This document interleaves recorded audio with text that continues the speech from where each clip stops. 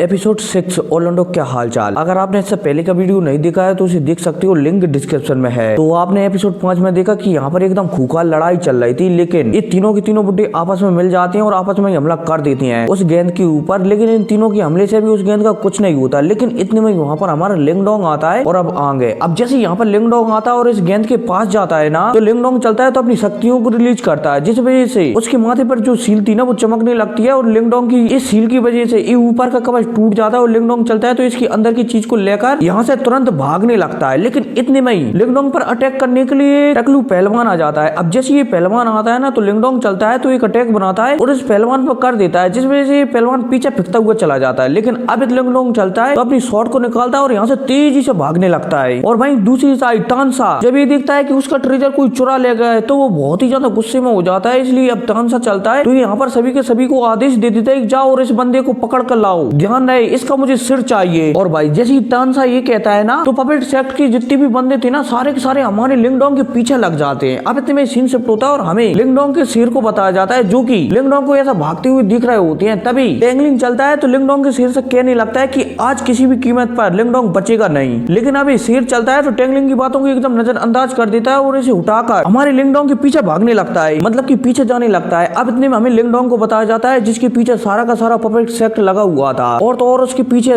Puppet sect के दो बुड्ढे भी लगे हुए थे। अब इतने में बुड्ढे चलते हैं तो यहाँ पर एक फॉर्मेशन बनाते हैं और इस फॉर्मेशन से दो पपेट बाहर निकल कर आते हैं। अब इतने में पपेट चलते हैं तो ये हमारे लिंगडोंग पर हमला कर देते हैं। और भाई जब लिंगडोंग ने अपने ऊपर हमला करते हुए दिखता है ना तो लिंगडोंग चलता है तो वो भी अपने पपेट को बाहर निकालता है और इन पपेट से लड़ाने के लिए आगे कर देता है। अब इतने में लिंगडोंग का पपेट चलता है तो एक पपेट से लड़ने लगता है और दूसरे पपेट से हमारा लिंगडोंग लड़ने लगता है। लेकिन इतने में जब इनमें से एक बुड्ढा था ना पपेट सेक्ट का, वो एक फॉर्मेशन बनाता है और उस फॉर्मेशन से हमारे लिंगडोंग पर हमला कर देता है, जिस वजह से लिंगडोंग उस फॉर्मेशन के कारण जमीन पर जाने को पड़ता है धड़ाक। अब इतने में हमारा लिंगडोंग उठता है और लौटने के बाद दिखता है चारों तरफ कि पपेट सेक्ट के लोगों ने उसे चारों तरफ से घेर लिया है। अब इतने में पपेट सेक्ट के एक बुड्ढा आगे आता है और वो लिंगडोंग से कहने लगता है कि लड़के चुपचाप उस चीज को हमारे हवाले कर दो जो चीज तुमने पपेट सेक्ट से ली है। अब यहाँ पर ये बुड्ढा कहता ही है, तभी तानसा भी यहाँ पर आ जाता है। अब जैसे ही तानसा यहाँ पर आता है ना तो ये भी हमारे लिंगडोंग को देखकर कहने लगता है कि बच्चे तुम्हारी एबिलिटी वास्तव में बहुत ही अच्छी है कि तुमने ये ट्रेजर दुका लिया है, मतलब कि चुरा लिया है, लेकिन अब बहुत हुआ, चुपचाप वो ट्रेजर मेरे हवाले कर दो और मैं तुम्हें यहाँ से जाने दूंगा। और भाई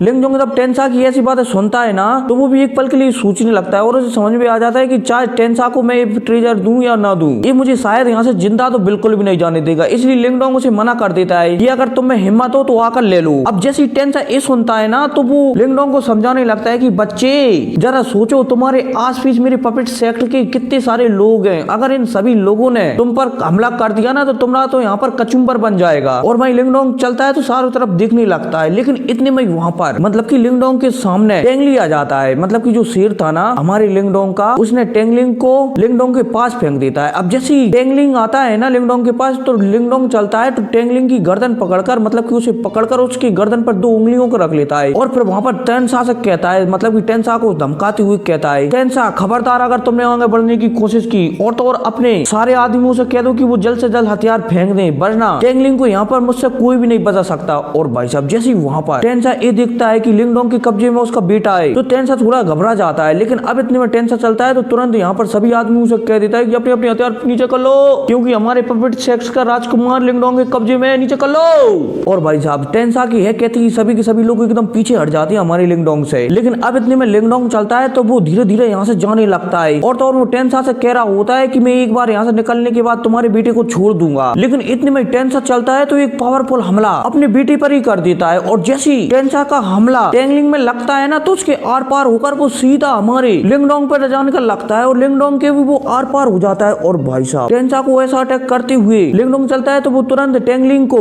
टेंसा की ओर फेंक देता है और इसी मौके का फायदा उठाकर जख्मी हालत में लिंगडोंग अपने सिर पर बैठकर यहाँ से भाग जाता है। और भाई टेंसा चलता है तो वो अपने बेटे को संभालता है और यहाँ पर एक बुड्ढे को बुलाकर उसे आदेश दे देता है कि इसे ले जाओ और मेरे बेटे का जल्दी से इलाज करवाओ, खबरदार अगर इसको कुछ हुआ तो मैं मुझे पता नहीं। अब इसी के साथ सीन शिफ्ट होता है और हमें लिंग डोंग को बताया जाता है जो कि तेजी से अपने सिर पर बैठकर भाग रहा होता है टुगलुक टुगलुक टुगलुक। और भाई साहब लिंग डोंग के पीछे पपेट सेक्ट का लीडर तानसा भी तेजी से पड़ रहा होता है और वहां पर वो जोर जोर से चिल्लाकर कह रहा होता है कि साले तेरी वजह से मैंने मेरे बेटे पर हमला किया, आज मैं तुझे जिंदा नहीं छोड़ूंगा। और भाई साहब तानसा जहाँ पर बहुत ही ज्यादा गुस्सा था और वो तेजी से हमारे बॉन्गलिंग का पीछे कर रहा था, सॉरी लिंग डोंग का पीछा कर रहा था। और भाई लिंग डोंग चलता है तो वो भी तेजी से भाग रहा होता है। और तो और यहाँ पर तानसा लिंग डोंग पर छोटे मोटे अटैक भी करता है, लेकिन जो लिंग डोंग का शेर था ना वो बहुत ही ज्यादा चालाक था, इसलिए वो तानसा के अटैक से हर बार बार बच जाता था। लेकिन अब भागते भागते हमारा लिंग डोंग एक ऐसी जगह पर पहुंच जाता है जहाँ पर जमीन में से एनर्जी निकल रही होती है। लेकिन अब दूसरी साइड जो तानसा था ना वो बहुत ही ज्यादा गुस्से में पकड़ लिया जाता है एकदम, इसलिए अब तानसा चलता है तो यहाँ पर एक हैंड अटैक का फॉर्मेशन बनाता है और उस फॉर्मेशन से हमारे लिंग डोंग के ऊपर हमला कर देता है। अब जैसे ये हमला हमारे लिंग डोंग के करीब आता है ना तो लिंग डोंग इससे बच नहीं पाता और ये हमला सीधा लिंग डोंग में जानकर पड़ता है, जिस वजह से लिंग डोंग चलता है और उसका सिर चलता है तो वो दोनों नीचे जानकर पड़ते हैं धड़ाक और बहुत दूर तक घिसटते हुए चले जाते हैं। लेकिन अब इतने में लिंग डोंग दोबारा से खड़ा होता है, लेकिन जैसे वो खड़ा होता है तो वो दिखता है कि तानसा उसके सामने खड़ा हुआ है और वो बहुत ही ज्यादा गुस्से में लग रहा है। अब इतने में तानसा चलता है तो वो हमारे लिंग डोंग से कहने लगता है कि लिंग डोंग तूने मुझे बहुत परेशान कर लिया है, इसलिए अब तेरी बारी आ गई है मरने की, तू चिंता मत कर, मैं तेरी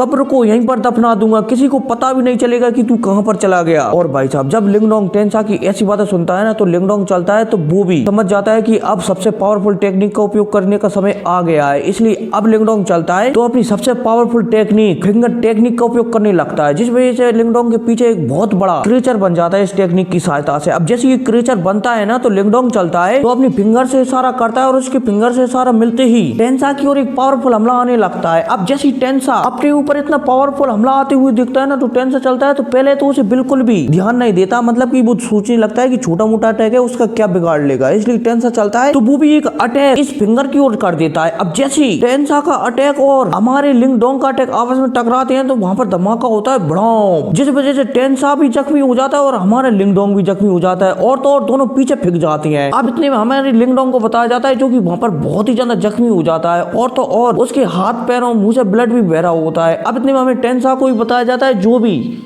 जख्मी हो चुका है, भले थोड़ा बहुत हुआ है लेकिन जख्मी हो चुका है और तो और तानसा की हालत यहाँ पर पतली भी हो चुकी है एकदम हमारे लिंग डोंग के अटैक के कारण। लेकिन अब इतने में तानसा चलता है तो हमारे वो लिंग डोंग को देखकर लिंग डोंग से कहने लगता है कि बच्चे चुपचाप वो ट्रेजर मेरे हवाले कर दे, हो सकता है कि मैं तुझे छोड़ दूं वरना आज तुझे यहाँ से कोई भी नहीं बचा सकता। और भाई हमारा लिंग डोंग भी तानसा की ऐसी बातें सुनकर मन में सोच रहा होता है कि अगर अभी मैंने तुझे वो ट्रेजर लौटा दिया ना तो मेरा जिंदा बचना मुमकिन ही नहीं नामुमकिन है, इसलिए बेटा वो ट्रेजर तो मैं तुझे कभी देने वाला नहीं हूँ। और भाई साहब यह सोचकर हमारा लिंग डोंग चलता है तो वो तुरंत अपने सिर पर बैठ जाता है और वो सिर चलता है तो तुरंत उसके पीछे जो खाई थी ना उससे लगातार एनर्जी निकल रही थी, उसी एनर्जी के अंदर छलांग मार देता है। और भाई साहब जब तानसा लिंग डोंग को उस खाई के अंदर छलांग मारती हुई दिखता है ना तो वो उसे रोकने के लिए अपने सेक्ट के लोगों से कहता है, लेकिन जब तक बहुत ही देर हो चुकी थी क्योंकि जब तक हमारा लिंग डोंग उस एनर्जी वाली खाई में कूद चुका था। और फिर क्या इसी कूदा कूदी के साथ ये एपिसोड खत्म हो जाता है। और हाँ एक और बात, अगर आप बेटर थ्रू द हेवंस का नोवेल सुनना चाहते हो ना तो एक चैनल है उसकी लिंक डिस्क्रिप्शन में है, जाकर उस चैनल पर सुन सकते हो। ठीक है तो मिलते हैं अगली वीडियो में, टेक केयर।